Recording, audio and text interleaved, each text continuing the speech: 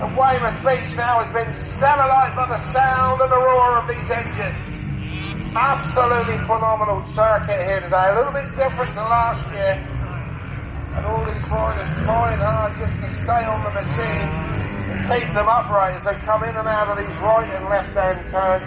We've got a rider stopped just behind the onion now, I think, trying to get, I don't know what, he's got a problem with the bike or he's broken down, but we'll see. I'm back up that long straight and I'm looking for our leader once again. Should be number 40 on the KTM.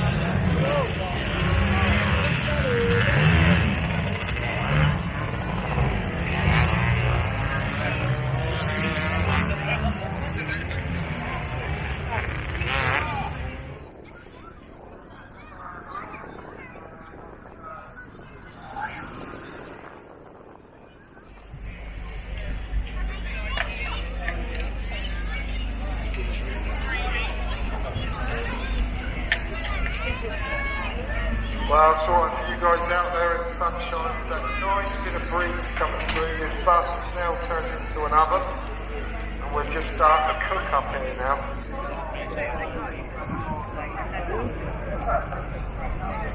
now.